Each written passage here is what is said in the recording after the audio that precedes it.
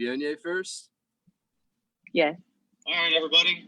Welcome to our first ever live streaming concert with Shane Smith and the Saints. I am Bret Perrenoud from Becker Vineyards, along with Katy Seaton. Today we're joined by our winemaker, Jon Leahy, and Shane Smith and Bennett Brown. So hopefully we can walk through this and get you guys going. This has kind of been a 10-year idea that Katy had. We were sitting around one day, probably at a concert, watching these guys play a long time ago, and we always thought it'd be cool to have a singer-songwriter and a winemaker talk about the things that make their wine and the things that make the music. So I'll go ahead and let Shane kind of start off with, Shane, what got you into the music business and where you guys got started. A lot of your customers or a lot of your fans don't know our customers and vice versa. And so we want to kind of get a cross promotion here between those two things. No, for sure. I personally got into music while I was in high school. I learned to play guitar, just kind of the same old song and dance as most singer-songwriters. I got my first guitar and started to try to learn chords and things like that, and taught myself how to play enough to where I could try to write my own songs. And I was fortunate to listen to some early singer-songwriters like Ray Wiley Hubbard and Robert Earl Keen. Ryan Bingham had just put out his like debut album. Hayes Carl, Adam Carroll, a lot of these guys just really inspired me to try to write music that was, I guess, for lack of better words, like honest, kind of meaningful, heartfelt stuff. And that's what kind of drew me in, I feel like. And anyway, I ended up meeting Bennett a couple years after that, after I had moved to Austin, and he happened to be living in Austin. And that would have been about 2010 when he and I met up. And, the rest is history, I guess. We're still trying to get our lives together, I guess. But at the end of the day, it's been pretty good so far. So no complaints. You basically just listed my playlist for life. Yeah. And I think the key word there is authenticity, right? That's everyone in the wine business and the grape growing business is shooting for authenticity, a product that represents their sense of place. And your guys' music does that for us. And then, of course, we're a little bit partial to Bennett. And right off the bat, I will take care of the housekeeping. Bennett is shirtless for a reason. Some of our higher end wine club members might not understand why. This kid comes from an accounting family. Don't judge the man bun and the shirtlessness, because he'll own you someday. Bennett, give us the background on why you're Kentucky Brown and why you're shirtless. Well, I was raised in Kentucky, partially, Texas, partially. And that's the main thing that those two places have in common are overalls and kicking dirt with your bare feet. So I fell into fiddling and just kind of felt natural, I suppose. You put a suit on to go to an office job, you put overalls on to play the fiddle. That's right. Well, and Jon, do you want to talk a little bit about your background for their side so that we can kind of tie this in? Yeah, so my background is somebody is now weed eating outside of my door. It couldn't go perfect, right? That's the way it always goes. No, I got into winemaking about 24 years ago. When KJ first mentioned tasting notes and doing this, and I used to work for some folks a long time ago that did something similar called Rock and Roll Wines. But It's a big deal. it's a continuity all the way through. Music and wine paired together very, very well. And, there are a whole host of things going around doing that. And I couldn't be happier. By the way, I would have chosen a few different songs, but apparently I've been overridden and mentioned various things. But by the way, man, but or not, nobody does Texas hippie like Texans. So right. I'm excited. Also, Jon, we're saving that for an industry segment, right? Your playlist is another show, and we're going to call that the industry segment. I'm going to mute myself for just a minute or two until this clears up, but I'm getting excited, and I'll talk about the Viognier after our first song. Fantastic. Awesome. So, why don't you guys hit Quite Like You, right? Yeah, so one thing I do want to mention while we're right here with everybody is this is a wine tasting, so everybody gets mad if we don't mention to taste the wine right off the bat. So We all have both wines poured in our glasses, so you might see us pick up a white wine glass and a red wine glass, and we're going to go back and forth. You can see John's got theirs there. That's because we're professionals. Yeah, but we do this a lot, right? Yeah. So Quite Like You is the thing that they're going to kick off with, so we're going to get some music going, and then we'll come back. Cheers, everybody. Yeah, cheers. Thank you for having us.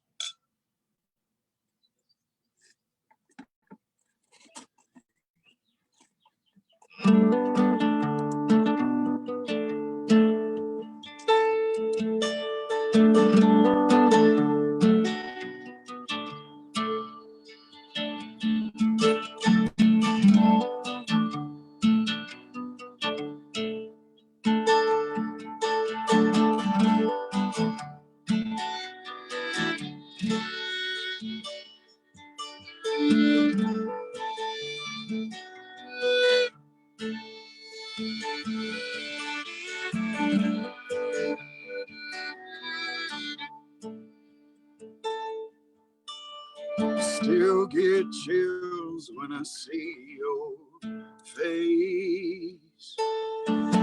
Daydreams out on the interstate. Wakes my mind as the colors fade. But still get chills when I see your face. Oh.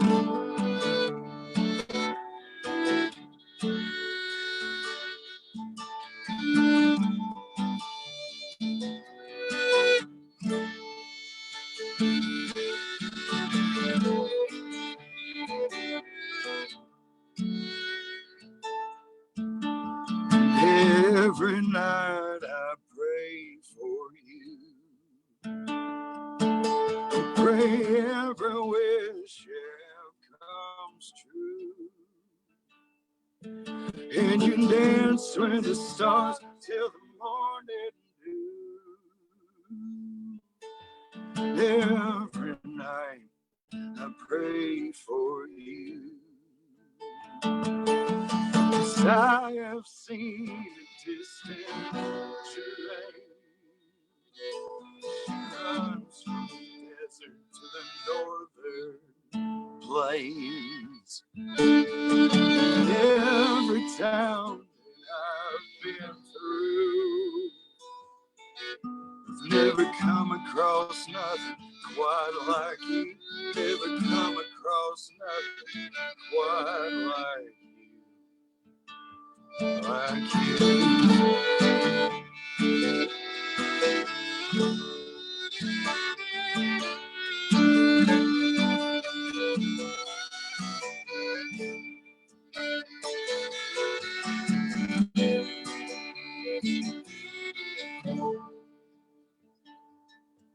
And I hope you don't ever see no blues. Let them pull your tears and take your youth.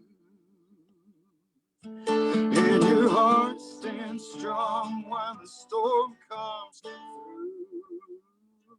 I hope you don't ever see no balloon. 'Cause I have seen a distant train. She runs from the desert to the northern plains. In every town we stop through, never come across nothing quite like you. Never come across nothing quite like you. Like you.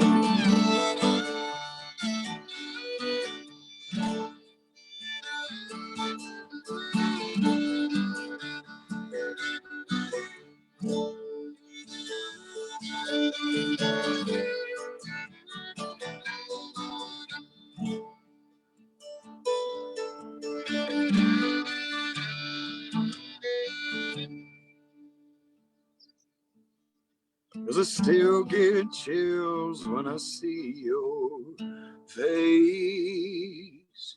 And daydreams out on the interstate. It wakes my mind as the colors fade. But I still get chills when I see your face.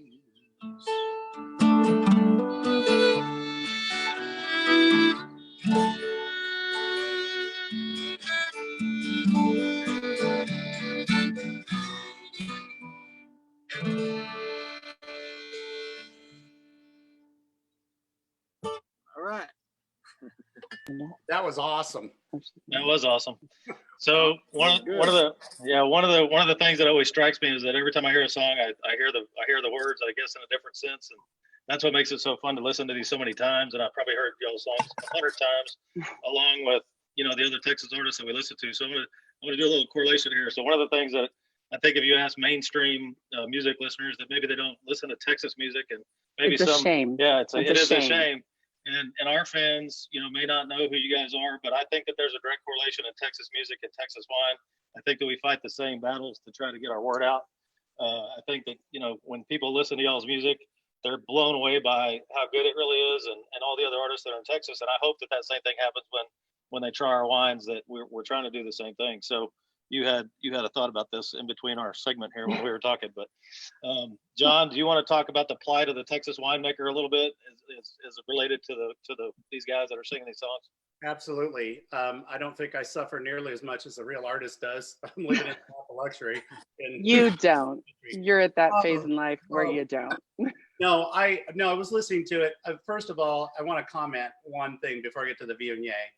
And it will circle back and relate, but I hear just a hint of Appalachia in that song, and which goes back to the Celtic roots and the Ireland and Scotland, and which is kind of warms the cockles of my heart. But the as far as the plight goes, Texas is an unknown for wine, but we live right outside of the largest seat for music in the United States. And we are very, very fortunate in that respect. That song, and wherever you go, nobody quite like you, that's Viognier. I hate to say it that bluntly, and I apologize for trampling on anybody, but it really is when you try to discuss Viognier with people who aren't familiar with it and they taste it, and it's like, oh, that's actually the white wine I want. It really, there is a little bit more than just a little correlation there, but that's cool. Awesome, guys. By the way, you guys are wonderful. So thanks for entertaining me. I don't know how many other people are watching right now, but I feel like I got my own private concert. That was the hope. I think that both music, regional wine, whether it's in Texas or Virginia or Oregon, you name it, they both have challenges. They both have victories and challenges in the marketplace, right? So you can have the most loyal crowd in the world, but if you see this band one time in concert live, just one time, it's life-changing, and you'll stop and drop whatever you're doing after that, and you'll go see them again, right? You make it a priority. And that same thing happens to you when you find a wine you can finally identify with. I always chuckle when people say, I tried wine. I didn't really like it. And it's like, well, this thing started with Jesus. So I'm not sure that you've tried every wine that's been made since then, right? Like there's some more work to be done. And every grower, every vintage tries to make the thing unlike anything else that's come before it. Not quite like you, right? Which ties to quite like you. Yeah, exactly. That's the whole point. We're all living to make the thing that's not quite like you. The lesson that we learn from Jesus's first miracle, turning water into wine. The first miracle. He couldn't deal with lepers or anybody else. No, what we learned from that is when you run out of wine, you got to get down on your knees and pray. So, absolutely. And then you meet women at the well. I want to know what the inspiration, guys, Shane and Emmett, I want to know what the inspiration was for this song, honestly. This was a song that it was written about my wife before she was my wife, and it was written about touring before we were touring. And it's like one of those very, very early songs. And there are certain songs that a lot of people say end up like becoming reality in a weird way that you write. And this is the song. That's the one I always think of whenever I hear people talk about that, because it, you know, it was almost like singing about the heartache of it, and singing about the, you know, being out there and touring and stuff like that before we were truly even doing it. And I think it was just like an aspiration still at the time. And it's truly one of those songs that ended up, you know, becoming a reality as time went on. So words are so powerful, and you must speak them into your universe, and you can speak them into your universe in a positive way and it will materialize, or you can speak it into the universe in a negative way and nothing good will go your way, right? You control your own destiny. Do not steal my thunder, Shane, with you and your wife's love story. We have 6 songs to go, so please don't ruin it right out of the box on song 1.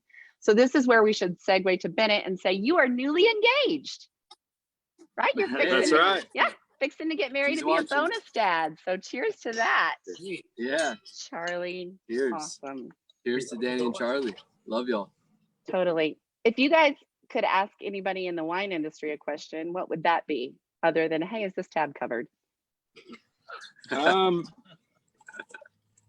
a good question. That's usually the first one. What's the easiest way to make a home batch? No, not really. I was blown away when I first drank your wine out of a keg in Steamboat Springs, Colorado. Yeah. The Tempranillo. Yeah, so that's kind of another great story as far as how that all happened. But I think that one of the things that, you know, we're trying to do is we're trying to make the best possible wine that we can make.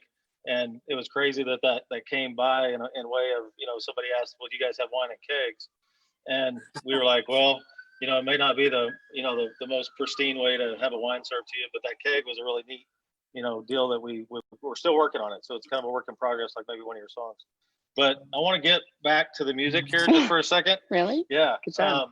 Also, I got to keep did you hear the police? track, right? Did you hear the police siren? They heard we were having a really great virtual party. So the next song that's coming up is "We Were Something." So good. And when we were talking in our pre-meeting, you guys said that you play this in 2 versions. One of the ways it was recorded is a slower version, and this version that we're going to hear is a faster version, which I don't know that I've ever heard before.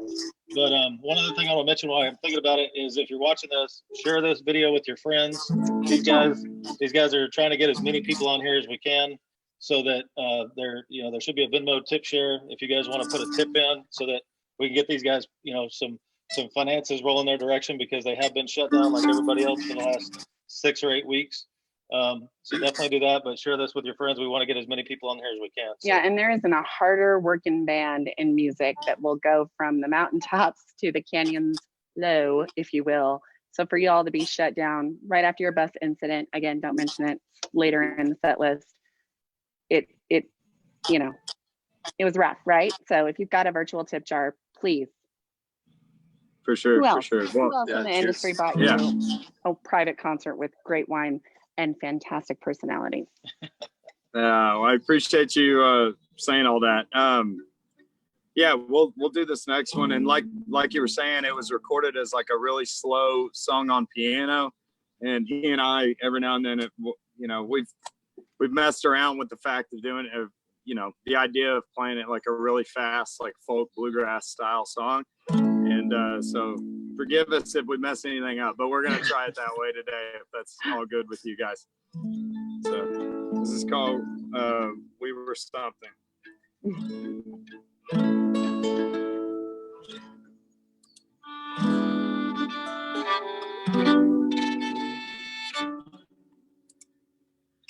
Paid off the debt we owed. You and I had a heavy load. Sure as the moon, the skies above. We were something. We were.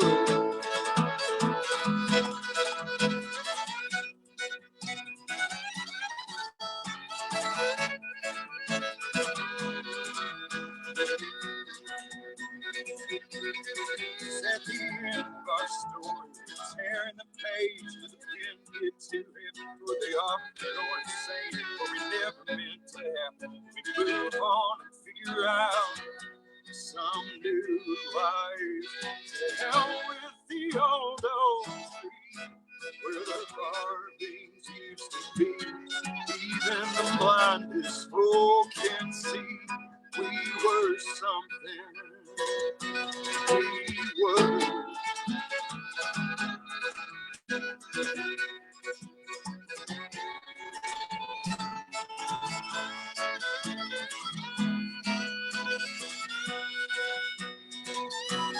So take me home to the beginning, or a cold Brooklyn night to the streets of cheap and tear, or beneath the marble light, we follow you to heaven. If they stop me, just spare me well. To hell with the old oak tree, where the carving used to be. Even the blindest fool can see we were something. We were.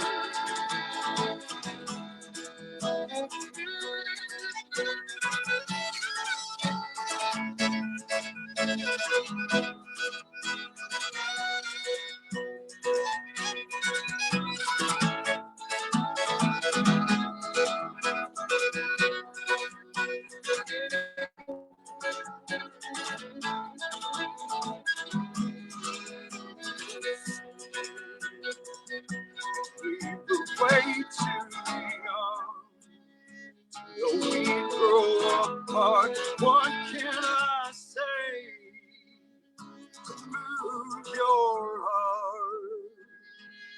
Are we over, babe? Are we over? To hell with the only. You said it all as I begged you on my knees. You said nothing. So to hell with the old oak tree, where the carvings used to be. Even the blindest fool can see we were something. We were something.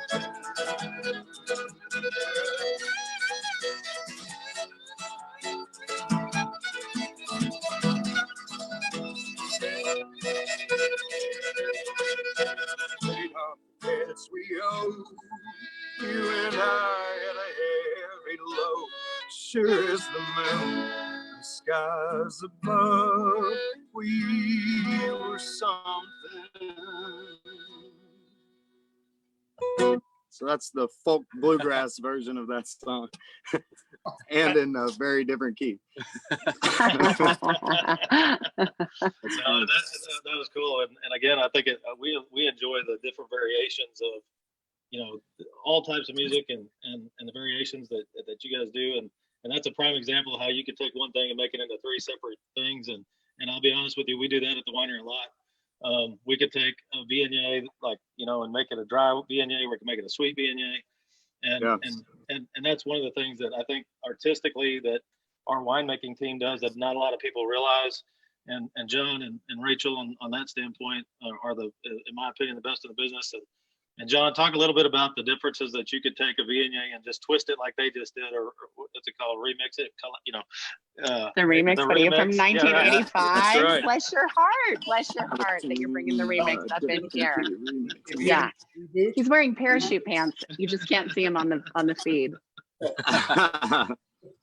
That's awesome. Now, I think the Viognier reboot is going to be our savior in the future here. Right. Yeah. But well, it's true. I mean, you do have, you know, in this Viognier, we have 3 different vineyards. You know, we have 4 producers of Viognier total. We use 3 of the 4 in here. No, actually, I saved hers for the reserve. So don't tell me. You don't have to say it. Yeah, it's fine. Say it out loud. Yeah. But the inspiration for this Viognier, and it's all high plains. You know, we call it Texas because really this is the ambassador to Texas. We wanted to put a great foot forward. This is our market Viognier. This is the Viognier that's going to be distributed all over the state of Texas, a little bit in Louisiana and border states, a tiny amount. But We've got some Louisiana songs. this is going to introduce people to Texas wine. That song, if I was listening to it for the first time, and you know, Texas bluegrass or red dirt, you know, it intrigues me. So you've got to pick and choose what you're going to put your best foot forward on. I want to know about the oak tree. So, you know, exactly. But in the that's right. Yeah. No, I don't know. I feel like it's one of those symbols that a lot of people can relate to, the carving in the old oak tree, you know. And y'all had mentioned that it had the big oak tree on the label, so I figured it would work out and tie in pretty well. It's an awesome white. Thank you. It's actually their flagship wine. Becker Vineyards is with the first to plant Viognier in the state.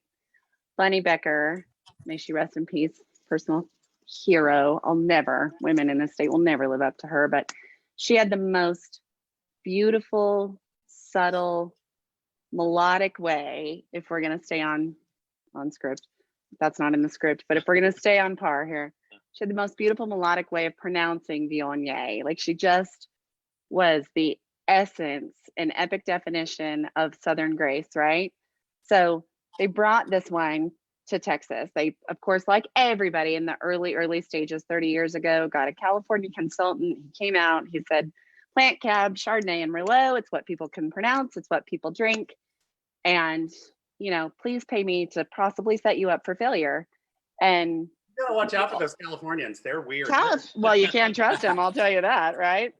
They certainly need fashion consultants, and they are likely to go rogue on camera later, but they blame it on their Irish roots.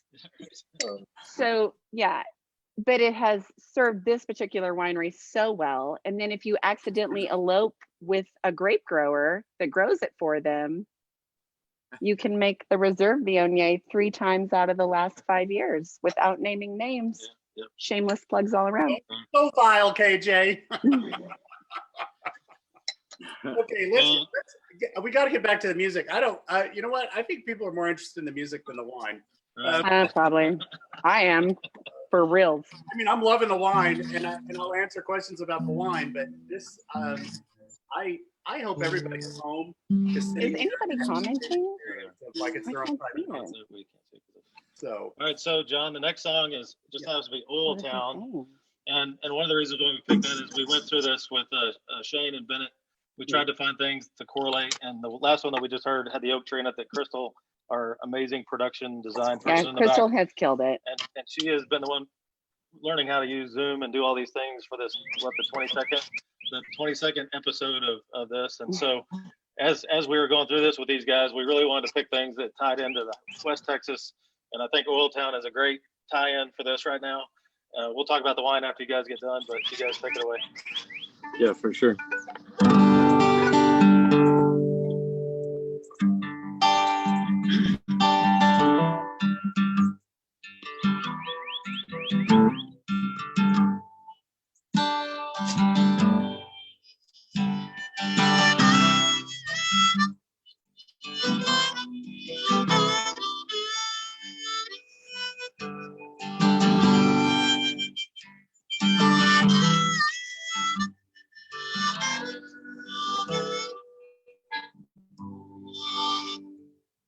Street light it flickers and quietly remembers back to 45 Friday night sounds. The coyotes are different. They moan in the distance, and their cries cast spells on the town. But the boys from the rigs, they had paychecks to show they made money. Spend it like hell. They took their debt to pain and regrets, and they left them beneath that well. Oil town, you have black gold beneath your ground.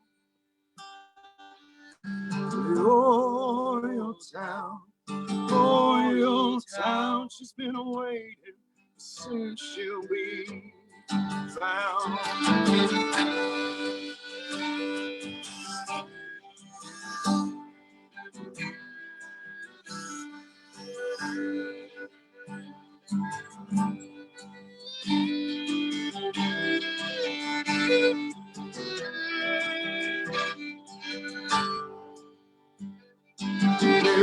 she was restless. She'd heard of East Texans, of the pines, the roses out there. Wind in her sail, she cursed the Midland Belle. She ran from all of her cares. But the time passed her by like a dream in her mind. She got a letter from Mother one May. She said the boys of KL just broke the shell to bring heaven to Midland to stay.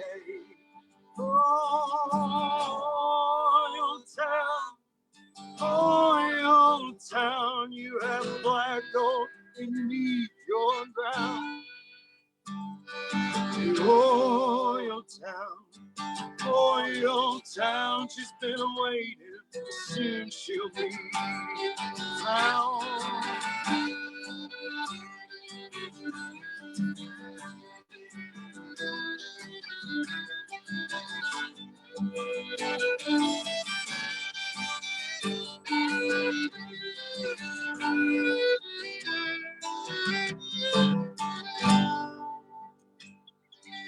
Oil town, you have black gold beneath your ground.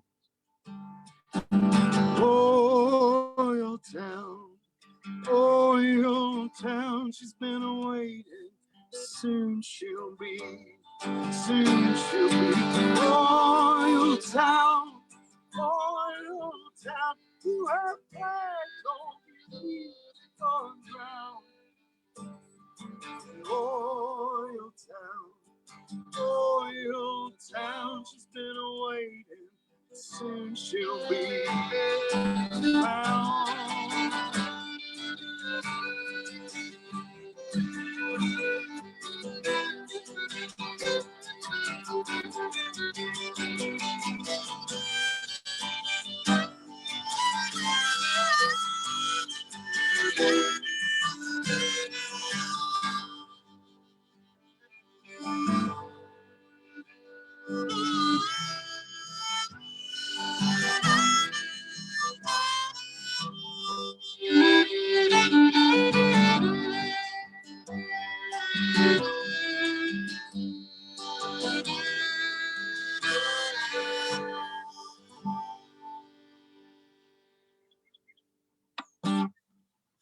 Right. Wi-Fi, leave it.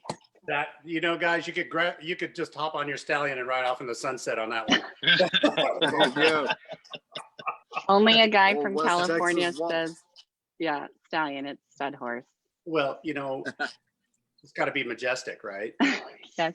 But I think, Exactly. I mean, cheers to y'all for writing a song that is just so poignant to the working man and to everybody involved. And we are not going to mention COVID-19 in this moment or at this Really?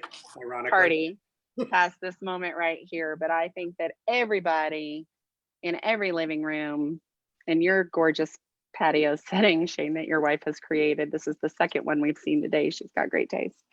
Everywhere, West Texas, all of the high plains. Like, we're ready for all the oil towns to be back in a boom mentality, right? Yeah, Over the absolutely. bus. For sure. Mhm. So cheers to those people.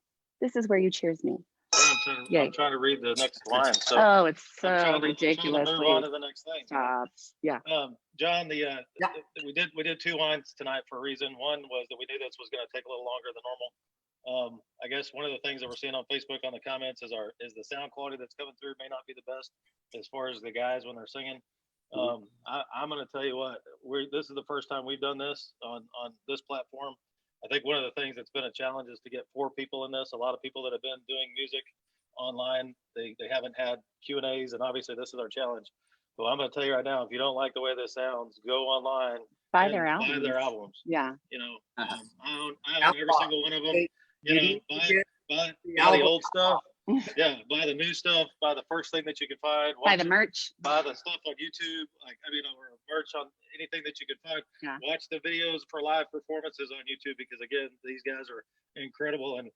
And one of the things that Bennett, you being a fiddle player, we talked a lot about my stepfather and how he played fiddle, and and it's just one of the coolest things ever to have a Texas band that has a fiddle player, you know. And again, we talked a little bit about this on our pre-meeting about, you know, how you choose what bandmates you have or what pieces you have in your band. And I think that kind of goes back to what this wine has. And so, John, I'm going to correlate this back into wine if I can, but we specifically picked this Inverno, and I always say Inverno because I try to make it Italian and everybody at the winery yells at me, but I always try to make it Spanish and it's Italian. I'm going backwards. But we we specifically picked this because it had a lot of different grapes in it. And as we were doing the notes of this, we didn't want to have a single vineyard cab. We wanted to have something that you put together that has so many different things that are, you know, that are flying in this on the palette, just like these guys are doing when they play and have 5 band members. Layers and layers and layers and layers. So you want to talk about that a little bit before we get to the next song? Right. Yeah. So, and I will come back, and we've had a few questions rolling through Facebook on the Viognier specifically. So bear with me, people, but I really do want to get to this wine. And it really is important because there are a lot of notes in this particular wine that come through, because we start with the base of Barbera, which comes out of Drew Tallent's vineyard up here in Mason County, here in the Hill Country. You know, go through Merlot and Cab, Petit Verdot, Sangiovese, Tempranillo, and Malbec. Wines that are seemingly unrelated to each other, but we were able to build on it. And if you have a good glass, a wine glass like this, you look here in my glass, it's just in the lower portion. The rest of the glass funnels up and acts like a chimney to really funnel up the scent. And you give it a swirl and a sniff, and you start to see all of the different subtleties. You start to smell them. 80% of what we taste is through our nose. These grapes, they're different fruit aspects, different spice, different attributes come together in a seemingly unrelated manner and form through this beautiful crescendo into a perfect harmony. That's about as much music jargon as I know, and I'm not further. It was well played, John. That was well played. Yeah, but guys, very well played. Yeah. Shane, you're a beautiful man, but I love your partner there, and I love his fiddle, and I got to hear more of this music. This is awesome. So, so I guess, I don't blame you. I don't blame you, bro. The next thing is What a Shame. So would you talk a little bit about the background behind What a Shame? This is that song that we have that every band out there I feel like can relate with. I feel like every band needs a song that every other band can relate with, right? And this is kind of that one. This one's winemakers. Yeah, and winemakers. Anybody that's in a pursuit that is not an easy one, and I think winemakers can absolutely relate to that. Farmers can relate to that, all the way to bands and all the way to pretty much anybody. You know, it's a universal concept, but the idea is it's very much focused in on the struggle and the pursuit, and it's just kind of about us trying to do this whole thing, and from the ground up, and what has come with that, and kind of the idea of looking forward and looking to the end goal. So anyways, but yeah, let's make sure we're all in tune here. This is called What a Shame. 1, 2, 1, 2.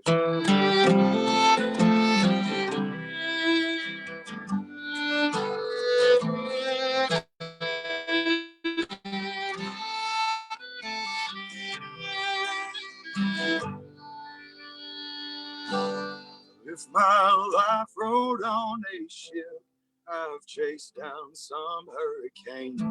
When we had stories once, those howling winds had passed. And if I'd wanted my whole life to be laid out in black and white, I'd have turned my weathered sails some time ago.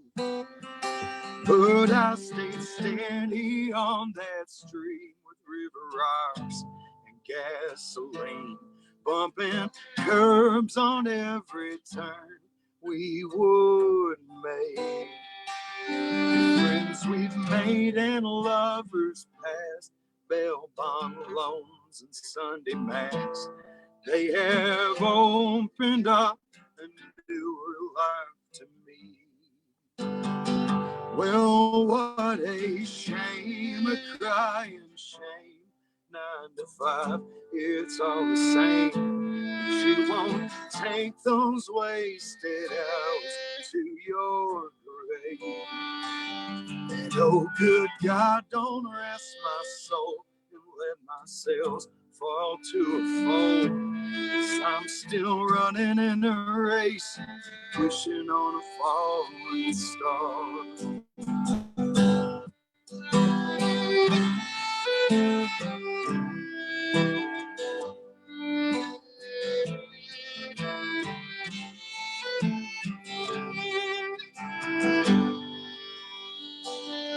How much money meets your desire? And how much heat can you take before you feel the fire? I don't think it's worth the pain, but who am I to say? Because I feel like every other day I sing another sad song about living free. I lose another little piece of the puzzle that got me here. Another roadhouse fight cast down by sin. Another blowout 10 miles from town again. Another sold out night, but it makes it worth the fight. Life fell on a limb, find love in the lullaby. Sing it loud till they turn out your very last life. When you're gone, what do you have? Songs you say, there ain't no one that can hold me back. I can't change my ways once I felt like that. Find love in a life worth remembering. What a shame, a crying shame. 9 to 5, it's all the same. You won't take those wasted hours to your grave. As I watch my hourglass, grains of sand are like days of past. Brace the storm, this is your love, your life, your task.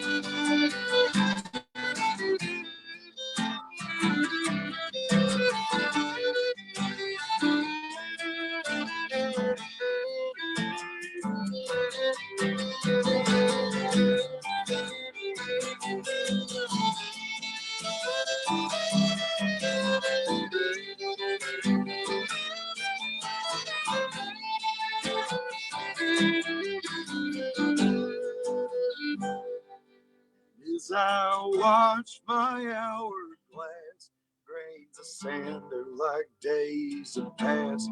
Brace the storm, this is your love, your life, your task.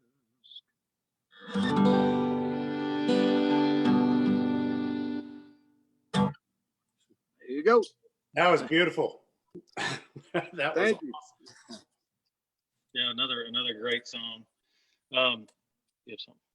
No, I'm good. Well, I think, okay, so back to Inverno. I know we're staying on that. We've got some comments. We just now have been handed some devices so we could see the commentary. Yeah.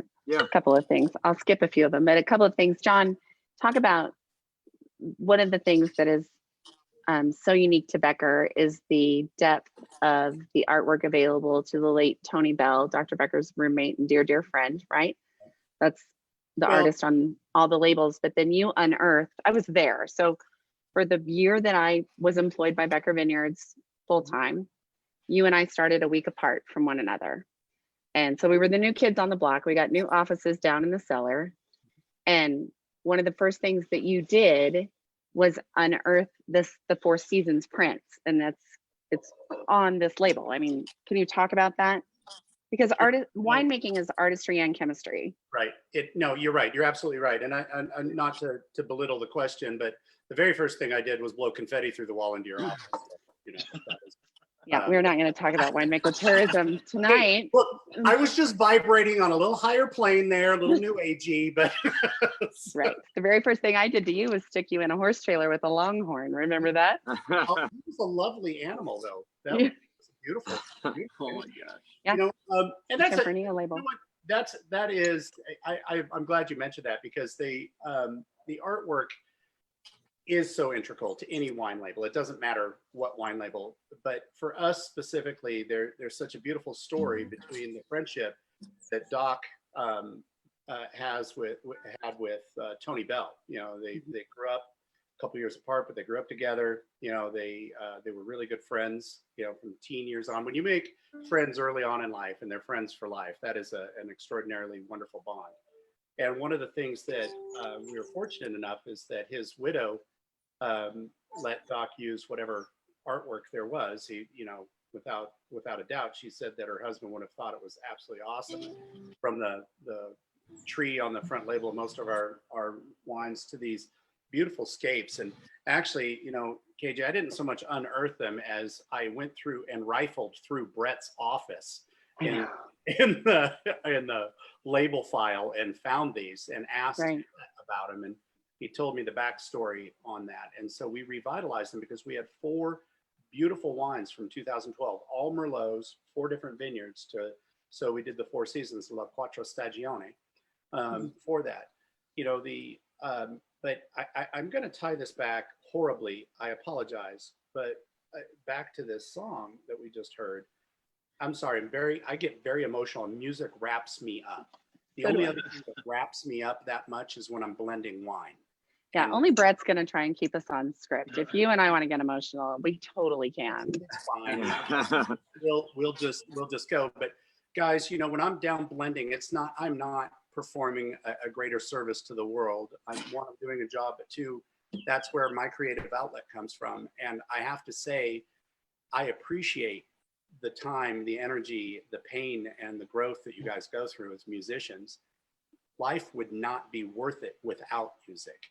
And I hope in a small measure that life is worth more with a little bit of good wine. So that's what we're trying to do here. But the artwork on the label is very important to the Becker family as well as to the Bell family. Just like, and Widow Bell, she still comes to events. Yeah, like that's so important. Beckers maintain when a Becker family member, no matter who it is, starts or begins a relationship with anyone, from the kitchen staff, you name it, from the lowliest point on the totem pole to the most important, to the White House, they have a history, a recorded history of maintaining that for 30 plus years and beyond. And it's just proven everywhere. And this business is about relationships. yes, Well, it is. and John, you brought up a really good point about that. I actually was going to try to correlate with Shane and Bennett about how you sit down and you are doing the blends in the cellar to make these blends. I guess one of our questions, my personal questions, or my wife Chris's question was, Shane, how do you go about writing a song? So when you're writing something, do you see it? Do you hear it first? And, you know, John, you know, you can go first and then let Shane. Could I put a writer on that question, please, before you guys answer it? How do you not lose your marbles when you're creating a song and get interrupted and everything? How do what? How do you not lose your marbles when, you know, daily life's got to interrupt your creative flow sometimes. You know, how do you maintain that flow and not go stir crazy? You know, you know, I'm there's a lot of different types of writers out there and songwriters out there. I'm not one of the fastest writers out there. A lot of people can really churn out songs like really quickly, and a lot of them end up doing publishing deals, and they do things like that. Click end on that. They're hiding. For example, when you're producing really beautiful content and then you get a blocky script font. Can you still hear it? Oh yeah. Yeah, we can hear you. You're good. Can you still hear us? Yeah. So anyways, yeah, a lot of those writers will end up doing publishing deals, and they're able to sit in a room and churn out music really, really at a rapid rate. And I've never been able to do that. And it's something that for me, I really have to sit on and I have to think through and almost, this sounds super corny and cheesy, but almost like believe in it before I'm I'm ready to like go into a studio with it or ready to record it or whatever. And a lot of times I find that it's like really important for me to be somehow like emotionally connected to the song and the concept. And it has to be honest to me. It has to make sense to me before I can actually like get in a studio and just start recording it or whatever. I think that I'm so used to he and I just being like performance based, like on like all of our development as musicians has been through us playing songs in a live setting. It hasn't been like sitting around practicing. It's just been us like, going out there and like playing and trying new songs here and there. And as a result of something to do with like just kind of believing in it and having confidence in it and being emotionally connected to the song that you're putting out there before you do that. And anyways, all that to say, I'm not the quickest writer out there, but every song that I try to put out is definitely something that I'm kind of emotionally connected to. And it can start from a riff. It can start from, a lyric. It can start from all kinds of different ways. Voice memos in the last 15 years are just a total godsend for me. But anyway, that's kind of the summary of it on my end. There's only 2 songs left in this quote unquote set list. And I feel like maybe your neighbor's kids now got on his Xbox. So we apologize if there's a lag or a sound issue. But the great thing about technology today is this is recording. Yeah, it's recording. So you can go back and watch it on your own time. You can double down and open another bottle of wine. It will all work out, people. I consider myself like a legit decent fan, right? But we were at Steamboat this last year, and I don't even remember what show it was. And you made the comment like, we're here now, but I remember when Bennett and I were, playing with a speaker outside Slopeside Grill. And it stopped me in my tracks. Like, I was like, oh my God, wait, no, they're those 2 guys outside Slopeside, right? Like, I remember the 2 guys out Slopeside with the bad speaker. But I know, yeah, we were like, I remember y'all because we would grab pizza. And, like, I remember those 2 guys, and never in a million years did I realize those 2 guys were our legit wine drinking, very knowledgeable friend. Bennett, you've been so quiet, but you really know your stuff about wine. I've been busy drinking. I know, right? So also too, like Jon has been great. The more you taste with somebody, the more you let a wine warm up, the more you swirl it, you do your 4 S's in your glass, you begin to really delve into the layers and the meaningfulness behind it. If you're spending time with the person who's crafted it, you begin to hear the stories about the tribulations and however it was made. But you mentioned your wife, and you mentioned about you wrote your Destiny song early on before it was true, and it almost spoke it into the universe. It was true. So did you ever think in your destiny, when you guys are having a really successful year, that you would just be driving down the road headed to West Texas to play in Lubbock, where 85% of the grapes are grown to produce Texas wine? And just outside of Coleman, your bus would catch on fire and burn to the ground. You'd lose your grandfather's guitar. Oh no. The only person, yeah, I know, I'm trying to stop. The only person who did like a heroic and a really, really ignorant thing, I'm sure his mama did not appreciate it, to run back on the bus and grab his fiddle and his phone, was Bennett. And that You ran back to a burning bus? Bennett ran back onto the burning bus, but it's how they got on. Yeah, he never really left. It was kind of like we all ran out. I just took my time getting off. And then and we were like, oh my God, why is he not in a rush right now? Yeah. You're all yelling, Bennett, get off. I'm like, hold on. Yeah. But it's how he was able to notify everybody. To answer your question. Right? It's how he was able to notify everybody that was safe. And the whole point of that story, and if people clicked on the link for this tasting 3-pack and bought it, if they took the time to watch the video, it starts out with your new song, and then it goes into, at the very end, it feeds in those images of the black and whites of the bus being burnt to the ground. You guys, like Bennett and I texted, and I did the like, I'll come get you. What do you need? Do you need water? Do you need food in a hotel? Me and 5,000 other people, let's be clear. You guys coughed it out You got some clothes from Walmart, thanks to your great road manager. And then you drove to your venue in Lubbock, Texas, and you played a show. And then you went on. Can you talk a little bit about that? Like, if you love what you do so much, no matter what that vintage hands you, no matter what that farming year hands you, you can get kicked in the teeth. It doesn't mean you quit, right? You just go back to it. For sure. Yeah. Yeah, I don't know where to start. I mean, I was definitely not expecting that. I didn't even know that happened. I didn't know that was a reality. I didn't realize that tour buses could just catch fire while driving down the highway. I didn't realize the engines would combust and stuff like that. So it was definitely, it was a very surreal thing. And we happened to be kind of in one of the worst places geographically for that to happen. We were a good ways away from any fire department. Anywhere. There happened to be a volunteer fire department about 15 minutes or miles Tell them how you heard about it. south of us. The first guy that showed up, he was wearing camo, and he's like, "Man, I was out in my deer stand. I saw smoke, so I figured I better get over there." Yeah, His pickup truck. yeah, no kidding. He brought his dog, Nice. so we at least got to pet a dog while we watched it burn. Like, oh, Yeah, no man. kidding. And that's in the video. That was a real conversation. Yeah. Anyway, but yeah, the whole thing caught fire, and obviously we had to run out of it. Bennett took his time so that he could get his fiddle, which, I'm so thankful he did, because he's the only one that got away with an instrument. And I think it would have been, I don't know, about 3 hours or 2 hours fast forwarded after that whole incident, and us having to try to get what we could out of the situation, out of the trailer and all that.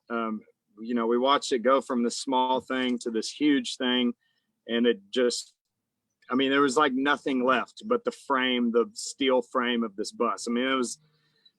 That sounds crazy, but it's like the total truth. It was just like this cage was the only thing that was left out there. And anyway, we had a driver come up from Austin who drove a motorhome, a rental motorhome. He drove it up from Austin with a flatbed, and his truck was on the flatbed. They pulled, and you got to love Texas. Like, I have to throw that in there, because there's not a lot of places in the world where this is a reality. Yeah. But this is absolutely what happened. This guy drove up with an RV, his truck on the flatbed trailer he was pulling.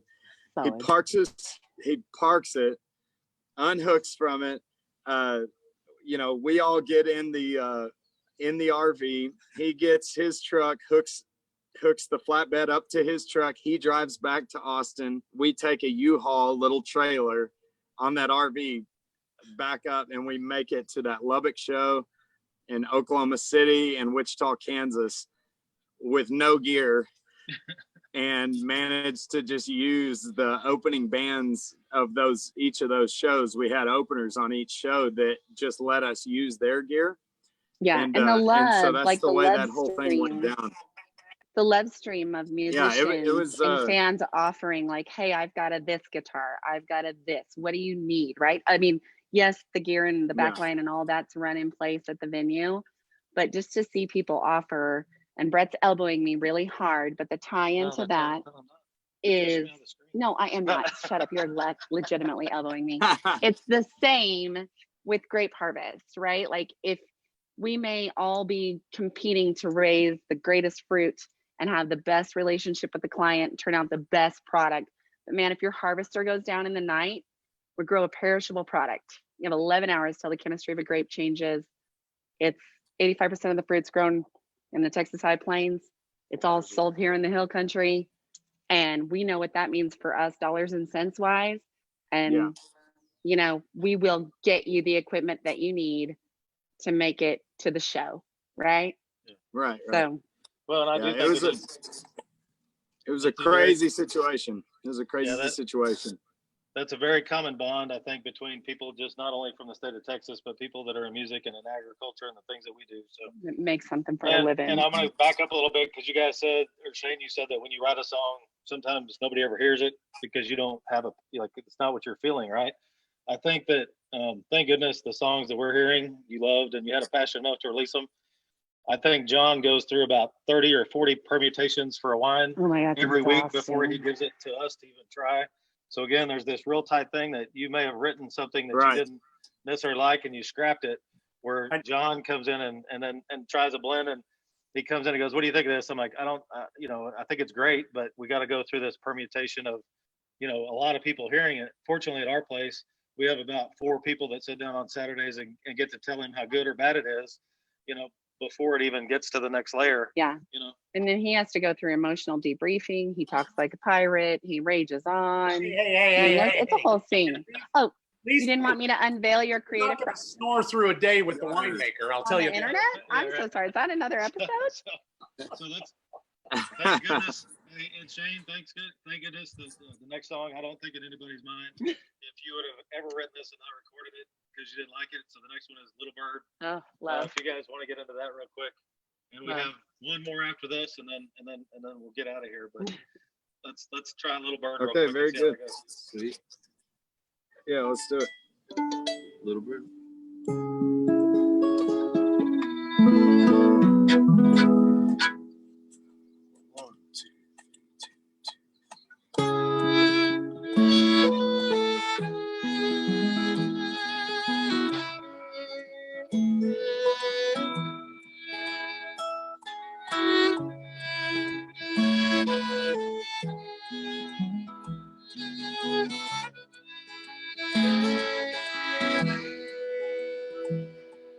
The night in Carey County had a mind of its own.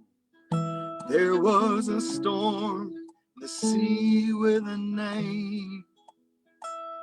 We laughed till we yelled as we ran to the pub, as if somehow it could stop the rain. You were hard to find a different kind I never knew. There's 1,000 ways that I could say how much I loved you, but I lost the words. You flew off like a little bird.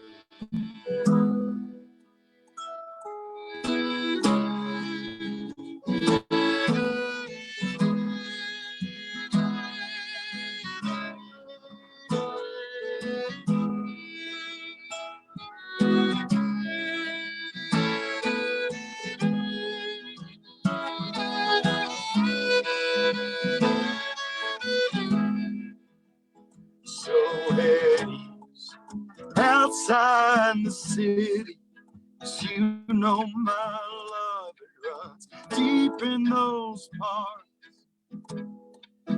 You came here to say you were to live, babe, I'd say it's living that got you this far. 'Cause you were hard to find a different kind I never knew. There's 1,000 ways that I could say how much I loved you, and I lost the words. I still hear your songs, you little bird. As long as people sing songs, the stories live on, and ours had highs and lows, but it's real.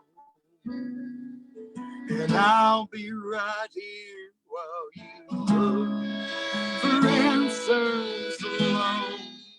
Go find the life that you made in your mind.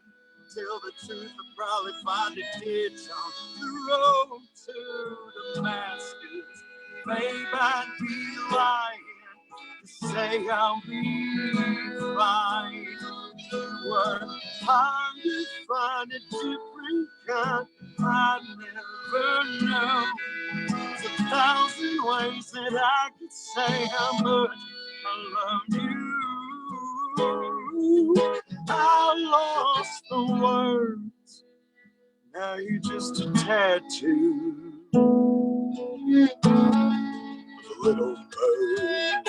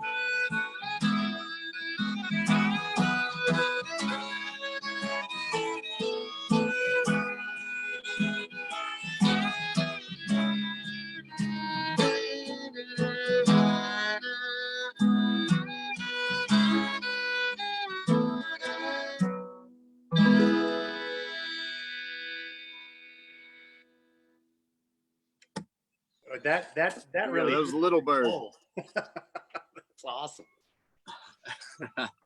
Awesome. Guys, Thank you. you have really, we owe you a lot of gratitude.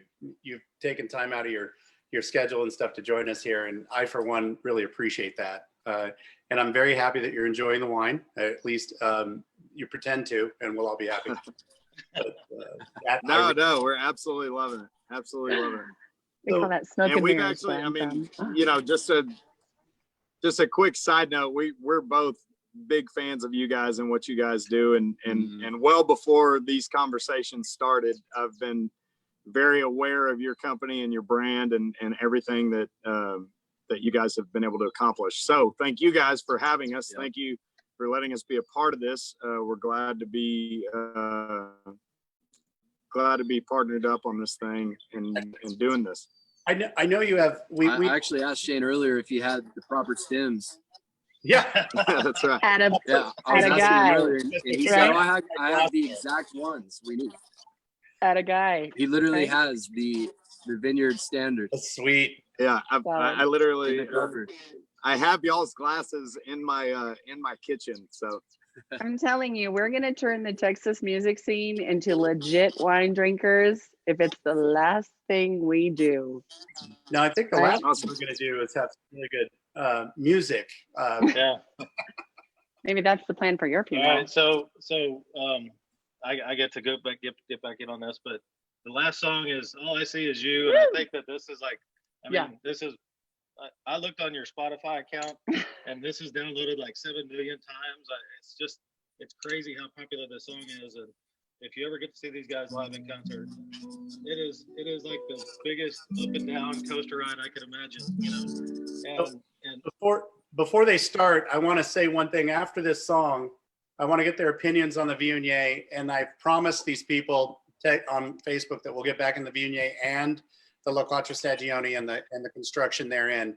And I want Shane and Emmett to be kind of part of that if they could take a couple extra minutes after the song. Absolutely. Yeah, and I think that you know, trying to get back to what the whole premise of this was, is to get the deep stories about what this was about, why, you know, this was cool in your life when it happened, when you wrote it, just like when, you know, John has the grapes from the year that we, you know, the growers. So we have a few questions too. Who is this lady standing to Who my is left? this talk of broad, right? Like so- she talks too much.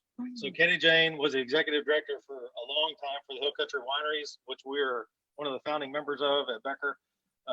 I was fortunate enough to steal her away for a year to come work for us as our social media director and Big Ideas. That was actually her title.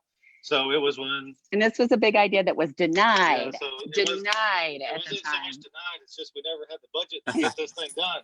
You know, so the one good thing about COVID is that we were able to get these guys and trust Virtually. me, you guys, I'm so appreciative that we could do this. Yeah, we really can't You know, afford you So, live. Yeah, we can't afford you live at the winery. We've already had like 50 requests on the feed about let's do this at the winery. I'm like, yes, I know.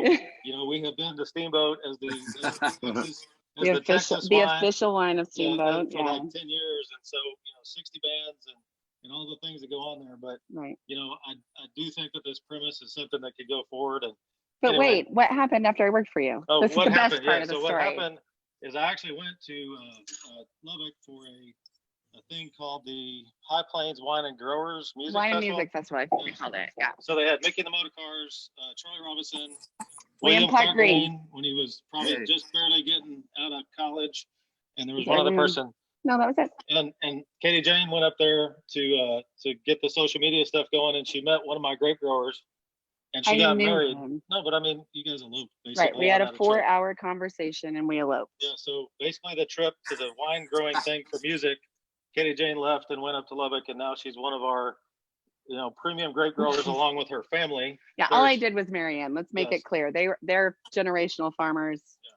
They had already planted the vineyards. But she is with the Farmhouse Vineyard, so all of you know this. We've been trying not to say it all night. You're but in I'm so gonna much say it. trouble, Doc. You're in so No. much trouble. You weren't supposed to say it. Yeah.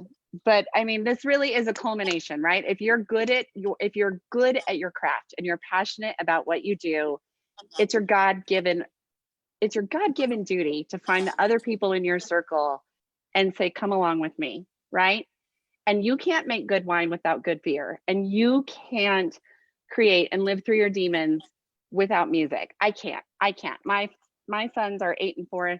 They don't do anything without music on. And to the people that can sit in a cubicle from 8 to 5 all day and crack something out for someone else, I applaud you. But to the entrepreneurs and to the road dogs and to everybody who has a fire in their soul, like, please find us, find this wine, find all of us, because that's who we want to be with. Yeah, I want to interject to the band and to Shane and Emmett. And guys, one of the things I love about this concert is I don't have to put on a tuxedo and sit in a chair and be very polite. I get to enjoy it. So I sure didn't. Yeah. All right, guys. So if you'll lead us into, and so I think that what we talked about before our event was the KJ. We're trying to come up with, this culmination of like, what's the coolest thing, right? Your signature song, I feel like, is All I See Is You, according to Spotify or according to the socials and the things that. You should buy it on iTunes because they pay that band more. Spotify pays them less. Yeah. And I'm telling you right now, buy the things that these guys have. Listen to it on Pandora. Listen to it on the things that you have to pay for. Yeah. Tell them where you're going to be this coming week, though. So Yeah, we're down here shooting a documentary for the rest of the week. I think we could do that after they play this. No, we're going to dance it out. Yeah. So the culmination of your signature song, do you feel like All I See Is You is your signature song, or do you have another one? That was my question. I'm sorry, I went way off on a tangent. I feel like it's by far like our most popular song, and it's hard to identify like what would be like our signature song. I don't really know. I think that this is one that is 100% a very high energy, fun song at our live shows. It's one of the most fun songs for us to perform. So in terms of like a live performance, I would say, yeah, I mean, it's an absolute blast for us and the fans as well. And we usually play it pretty early on in our show just to kind of get things going and kind of set that pace. And it just makes for a fun night. Well, one of the questions that we get all the time at the winter is, what's your favorite wine? See, we're on the same thing. Yeah, and you're like, we can't answer that. Is it summer? Is it winter? Are we with people that we like or we don't? What's our budget? Are we on the corporate card? Are we on personal? Yeah, so we get that all the time, and I always tell people it's like my children. It depends on how they're acting. One day it's this one and one day it's that one, and I'm not trying to be a smart aleck about it, but really and truly, like, our wines change so much week to week. And one's my favorite one week and something else my favorite the next week. And I think that when John and I have had this conversation, it's a living, breathing product. It's a living, breathing product. And so I think we get in the music world, at least from the listener, the fans. You can say it. We're fans. We're not right? stalkers. No, we're legit fans. Right? We're the cool kind of fans. But the fan part of that, it changes from week to week, just like it does on wine. And so I think that's cool. But that's my personal experience. You can take that for what it's worth. And like John says, that and a nickel will get you a cup of coffee in 1955. Right. We're going to be next week, all of y'all.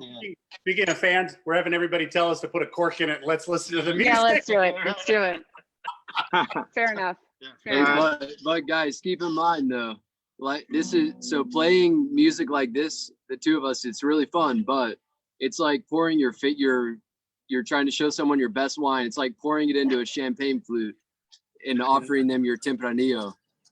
So keep that in mind, please. Or a plastic cup, right? Yeah, he's so good. Hey. Plastic cup. Oh. Whoa. You guys are still creating. You're presenting your music. You put it in any cup you want. I'm going to say thank you. So you guys play this last song, then we'll come back and talk about what's going to happen on Friday. All right. Cool. Yeah, this is called All I See Is You. 1, 2, 3, 4.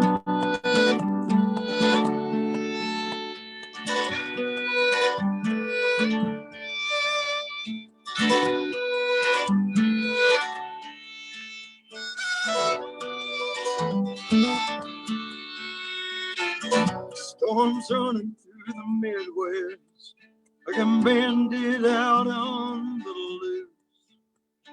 And all the clouds, they're black as nightfall, but all I see is you. The rain's pouring through the window panes and the cracks of this roof. Tea's boiling from the spout of the pot, but all I see is you too.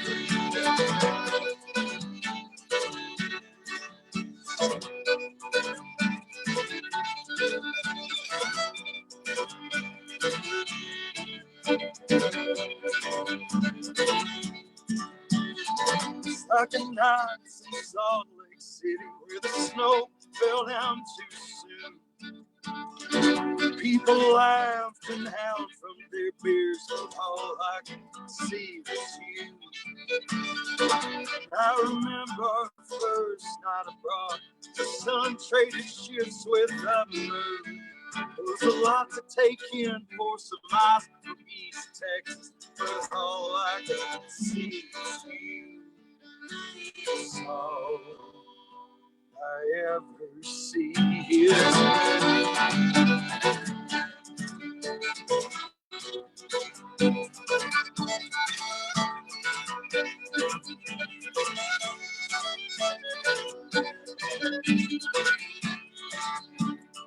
I make my way to the doctor one day. My eyes don't work like they should.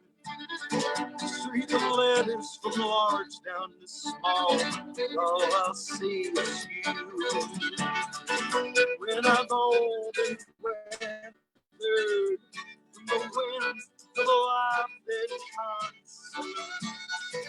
Pray to God the day I find my deathbed, all I see is you. That's all I want to see is you. Every day, you know, I will wait. Few more nights until that time, all I see is you.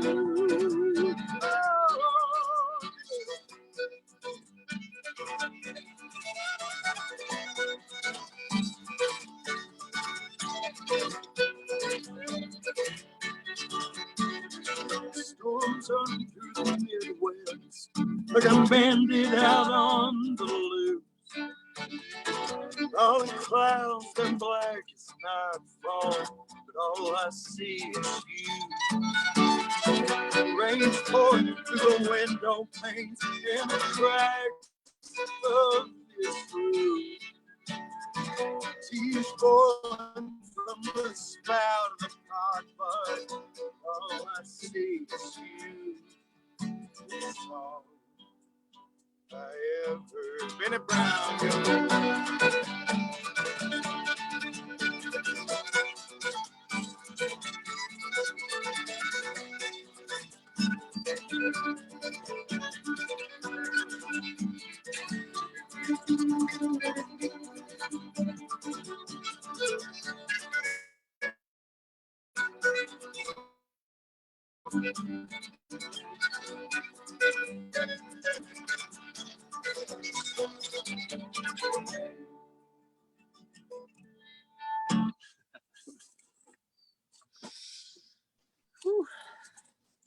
Nice. Hey guys, that was amazing.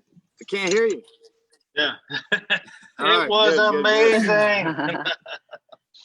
Okay, so if the sound and audio again wasn't perfect for your live stream, we apologize. In our earbuds, it's really good. So Right, I'm hoping that exactly. the recorded version. We danced it out. I mean, so here's the other thing with this is we found with our virtual tastings that there's a ton of you guys that are on it. And I noticed this on y'all's concerts that y'all have done live in the past weeks is everybody is busy in their life and they may not get to watch the live version, but when we put it up and record it and host it on Instagram and on Facebook and on our websites, we gain so many followers after it actually is played. And so if you guys get a chance to watch this, we're going to keep the link up on the Becker page for Shane, Shane Smith and the Saints. If you want to leave him a tip, put it on Venmo. This is how these guys are getting paid. It'll get shared across all social platforms. And across all social platforms, we're going to do that. But hopefully we'll be able to see you guys, down the road at Luca Black and Green. And as the thing opens up slowly, the number one comment we have gotten is that they want you guys at Becker, and we need to try to make that happen if we can. One person said, "You guys totally can afford that." And I'm like, "Yes, sir. make Dr. Becker make that happen, and we'll make it happen. I think the feedback there is, aside from wow, that girl talks too much. Yeah, right. I apologize if that's the case. Is if you have enjoyed the idea, right? This is the first one out of the box, right? It's tasting notes. That's its name. 10 years in the making. What's her name again? I stole it. True story. Thanks for the honesty.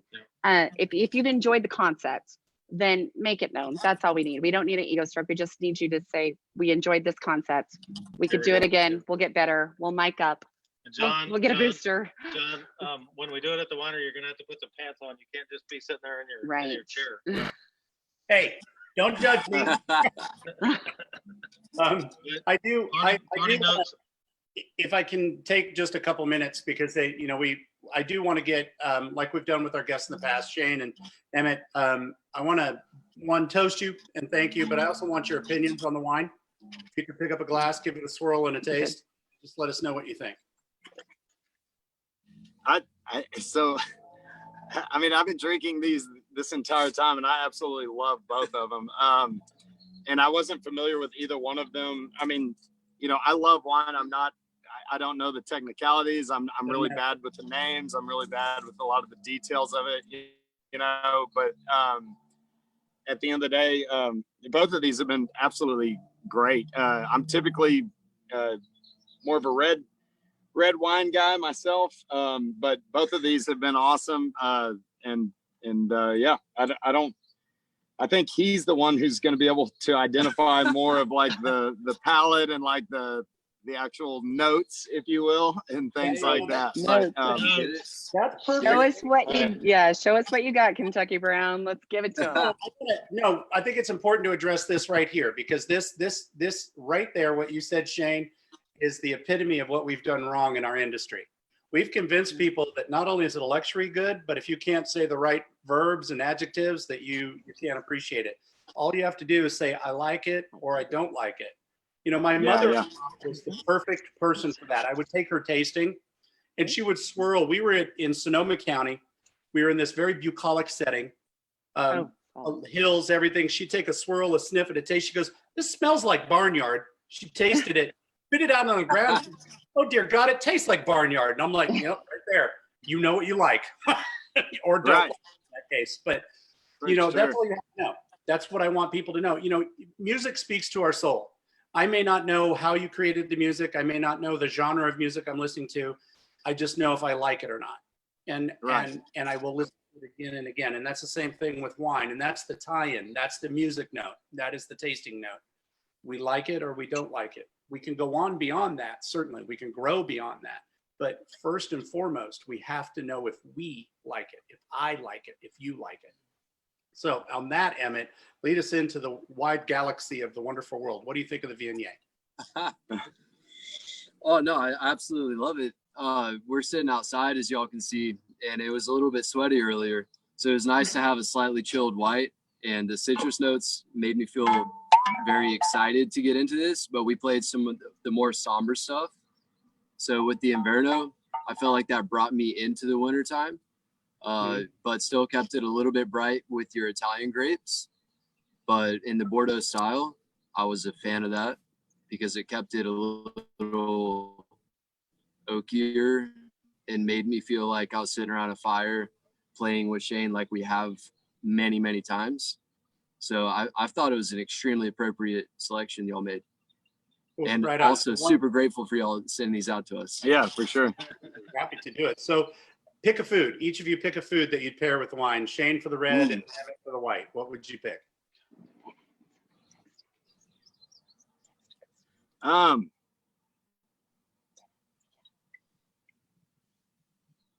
don't know. I mean, I'm kind of like leaning toward like a, I don't know, like a ribeye steak or something like that for the red. But, and what is it? Inferno or Inverno? Yeah. Inverno. Yeah, that's winter. That's what I would. That's what I would lean. That there's no beef grown in Texas. Otherwise, it might be a perfect match. Yeah, I feel like a ribeye, maybe some mashed potatoes, asparagus, and a grilled serrano pepper to go on Oh, top of it. Solid. That's a I feel solid. like that would Right there, just right tie there. the room together. Yep. We will shower you with praise for that right there. So, right. what do you think? What would the Viognier? I think I would go with fish tacos. Solid. A little white fish, Yeah. but a little bit of lime on top, and not Yeah. too serious, but definitely a delicious match. Right on. All right, guys. We're gonna wrap this up. John, we'll do a Q&A for anybody that sent questions. If we could get Bennett and Shane on that, we'll try to do that. But the wine questions, tonight's premise was maybe less wine centric and more music, and the philosophy of what the winery and the music are about in the state of Texas. And tasting notes is something that I don't think should go away. I think we should do this more and more often between a winemaker and an artist, because if you don't know this, winemakers are artists. The problem is that they're kind of multiple personalities, and they can't, and Crystal is on John right now. I think the only person on the screen right now is John. So we got your reaction, and I told her she got a bonus if she could keep you on this for when I said this, that winemakers are artists, but they have multiple personalities, and they don't know which one, which day, and which time it is. Right. We don't know what you're talking about. But I want to say, thank you to everybody that's got this put together. We didn't touch much on our standard message of the first responders, and John and Doc normally do this, but the people that are stay healthy, sip and stay safe, Texas. We'll be back when we can watch music and do these types of things. And I want to mention real quick that we are leaving tomorrow, John and I and about 5 other people, to go to Lubbock, to go to their house and all of our other growers to check out the vineyards. So Friday's Friday live stream. Friday's live stream is the Cheval Noir, which is the Cab Franc and the Merlot blend that just kind of came about. But we're going to try to live stream from vineyards in the High Plains. So watch all your social media accounts, watch your Facebook, watch your Instagram. Yeah. You'll go live from your different vineyards. Becker Vineyards buys more fruit from more Texas growers than any other winery in the state. And we have the data and the spreadsheets to back that up.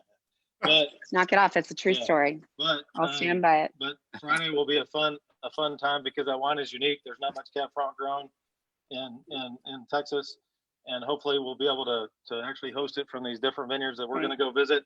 And we're actually working, John and I and Rachel and the other 3. Joe Becker is going to be with us. Yeah. The young Dr. Becker. Yeah, young Dr. Becker. And so hopefully Friday night will be fun, and it'll be completely different this, not as much music, but hopefully you guys will enjoy it. And Shane and Bennett, I want to cheers you guys. Totally, you killed it. And Absolutely. and everybody else in the Texas wine industry and the Texas music And the scene. Texas music scene. May we all get back to a venue open soon. Y'all have a good evening. Yeah, no kidding. Thank y'all. Thank you for letting us be a part of this. Cheers. Appreciate it. Thank you, gentlemen. You awesome.